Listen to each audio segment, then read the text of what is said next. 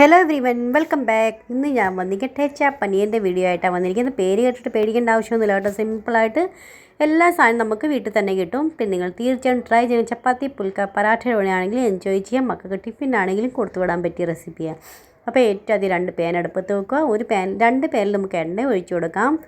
എന്നിട്ട് ഒരു പാനിൽ നമുക്കാണെങ്കിൽ പനീർ സോട്ടേ ചെയ്തെടുക്കാനുള്ളത്. പനീറിനായി 200 ഗ്രാം പനീർ എടുത്തിട്ടുണ്ട്. ഇതുപോലെ ക്യൂബ്സ് ആക്കി മുറിച്ചെടുത്തിട്ടുണ്ട്. അത് നമുക്ക് അകത്തോട്ടൊന്ന് ആഡ് ചെയ്ത് കൊടുക്കാം. തിരിച്ചും മറിച്ചിട്ടൊന്ന് ഗോൾഡൻ ബ്രൗണിഷ് കളറായി വരുന്നവരെ വെയിറ്റ് ചെയ്യുക. ഒത്തിരി അങ്ങ് ആക്കേണ്ട ആവശ്യമില്ല. എന്നെയാണ് ഇച്ചിരി കൂടുതൽ വേറെ ഒരു പണിക്ക് ചെയ്യാൻ പോയ കാരണം കൊണ്ട് ശ്രദ്ധ വിട്ടുപോയി. ഇച്ചിരി ഡാർക്കിഷ് കളറായിട്ടുണ്ടായിരുന്നു. അത്രയും ആക്കേണ്ട ആവശ്യമില്ല കേട്ടോ. ഇത് നമുക്കാണെങ്കിൽ വേറൊരു പാൻ വെച്ചിട്ടില്ല. അത് നമുക്ക് 1 ടീസ്പൂൺ ജീരകം ഇട്ട് കൊടുക്കാം. ഒരു 15 തൊട്ട് 20 അല്ലി നമുക്ക് വെളുത്തുള്ളി ഇട്ട് കൊടുക്കാം. 5-8 പച്ചമുളക് ഇട്ട് കൊടുക്കാം. എന്നിട്ട് നമുക്ക് മുളക് പൊടി ഇടേണ്ട ആവശ്യമില്ല. മുളക് പൊടി ഇടത്തില്ല കേട്ടോ അതിനകത്ത്. അപ്പോൾ പച്ചമുളകിന് എരിവ് വേണം മുന്നിട്ട് നിൽക്കാനായിട്ട്. അപ്പോൾ നമുക്ക് എരിവ് എത്ര വേണ്ടതെന്ന് വെച്ചാൽ അതനുസരിച്ച് വേണം മുളക് ഇട്ട് കൊടുക്കാനായിട്ട്. ഞാനൊരു 7-8 മുളക് ഇട്ട് കൊടുത്തു. നല്ല എരിവുള്ള മുളക് കേട്ടോ. അപ്പോൾ അതുകൊണ്ട് അത്ര ഇട്ട് കൊടുത്തേക്കുന്നത്.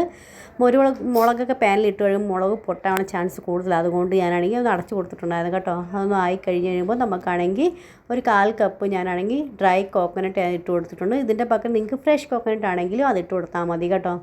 ഇനി നമുക്ക് 2 ടീസ്പൂൺ എള്ള് ഇട്ട് കൊടുക്കാം. നിങ്ങളുടെ വെളുത്ത എള്ള് ഇല്ലെങ്കിൽ 2 ടീസ്പൂൺ അതിൻ്റെ പകരം കപ്പലണ്ടി ഇട്ട് കൊടുത്താലും മതി കേട്ടോ. അതൊന്ന് സോട്ടേ ചെയ്തെടുക്കാം നന്നായിട്ട്. അതിന് ശേഷം ഒരു പിടി മല്ലിയില നമ്മുടെ എത്രയുണ്ടെന്ന് വെച്ചാൽ അതനുസരിച്ച് വേണേ ഇട്ട് കൊടുക്കാനായിട്ട്. 1 കപ്പ് ഉണ്ടെങ്കിൽ അത്രയും നല്ലത്. ഇതിൻ്റെ ഇപ്പോൾ ഇത്രയേ ഉള്ളായിരുന്നു കേട്ടോ. അപ്പോൾ അത് ഞാൻ ഇട്ട് കൊടുത്തിട്ടുണ്ട്. പിന്നെ തണ്ടിൻ്റെ കൂടെ തന്നെ വേണേ ഇട്ട് കൊടുക്കാനായപ്പോൾ നല്ലൊരു ഫ്ലേവർ കിട്ടും. അതിനകത്ത് ടേസ്റ്റും കിട്ടും കേട്ടോ. അപ്പോൾ ഈ തണ്ടൊന്നും കളയേണ്ട ആവശ്യമില്ല. നമുക്ക് തണ്ടത്തോടെ നമുക്ക് ഇട്ട് കൊടുക്കാം.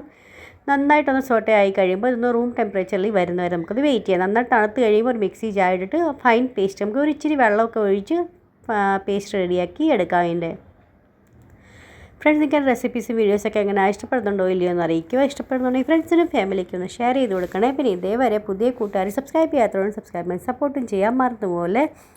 അപ്പോൾ ആദ്യം അരയ്ക്കാൻ നോക്കിയപ്പോൾ അതിനകത്ത് വെള്ളമില്ലാതെ വന്നപ്പോൾ അരയാൻ ഇച്ചിരി പാടായിരുന്നു കേട്ടോ. അപ്പോൾ കുറച്ച് വെള്ളം ഒഴിച്ച് ഞാനാണ് അരച്ച് നന്നായിട്ട് ഫൈൻ പേസ്റ്റ് ഞാൻ റെഡിയാക്കി എടുത്തിട്ടുണ്ട്.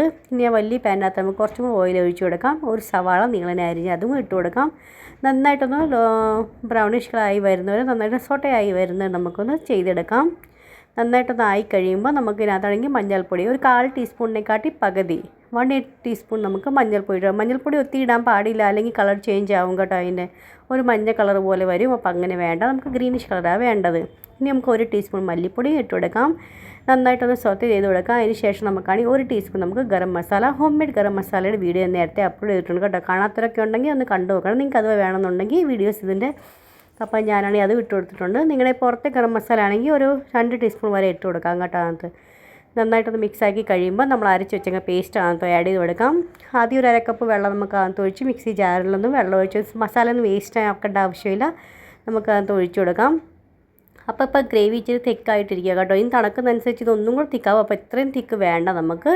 അപ്പോൾ ഇനി കുറച്ചും കൂടെ വെള്ളം ഒഴിച്ചിട്ട് നന്നായിട്ട് ആ മിക്സി ജാറിൽ കുലുക്കി ഞാൻ വെള്ളം ഒഴിച്ച് കൊടുക്കുന്നുണ്ട്.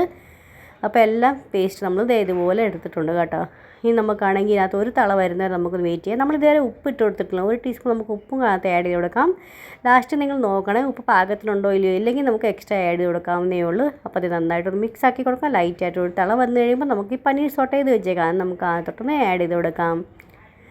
ഇത് നന്നായിട്ടൊന്ന് മിക്സ് ആക്കി കൊടുക്കാം. ഇനി ഒത്തിരി തളയെന്ന് വരേണ്ട ആവശ്യമില്ല കേട്ടോ. എല്ലാം വെന്തിരിക്കുന്ന സാധനങ്ങളാണല്ലോ. അപ്പോൾ ഒത്തിരി വേണ്ട. ഇച്ചിരി ചെറുതായിട്ടൊന്ന് ഒരു ചെറിയൊരു തള വന്നു കഴിയുമ്പോൾ നമുക്ക് ഗ്യാസിൻ്റെ ഫ്ലെയിം ഓഫ് ചെയ്യാവുന്നേ ഉള്ളൂ. അങ്ങനെ നമ്മൾ ടെച്ച പനീർ റെഡി ആയിട്ടുണ്ട് സെർവ് ചെയ്യാനായിട്ട്. നിങ്ങൾ തീർച്ചയായും ട്രൈ ചെയ്ത് നോക്കണേ. ചപ്പാത്തിയുടെ പുൽക്കട പറാട്ടയുടെ കൂടെ ആണെങ്കിൽ എൻജോയ് ചെയ്യാൻ നല്ല അടിപൊളി ഡിഷ്. അത് നിങ്ങൾ ട്രൈ ചെയ്യാൻ പറ്റിയ റെസിപ്പിയാണ്. ട്രൈ ചെയ്ത് നോക്കിയിട്ട് നിങ്ങൾക്ക് ഇഷ്ടപ്പെടുന്നുണ്ടെങ്കിൽ എങ്ങനെയുണ്ടെന്ന് എന്നെ അറിയിക്കണം. പിന്നെ നെക്സ്റ്റ് വീഡിയോ ആയിട്ട് വീണ്ടും കാണാം. അതുവരെ എത്തിക്കും. Bye friends. Thanks for watching and take care. ഇഷ്ടപ്പെടുവാണെങ്കിൽ ലൈക്ക് ചെയ്യാൻ മറന്നുപോലെ. Bye friends.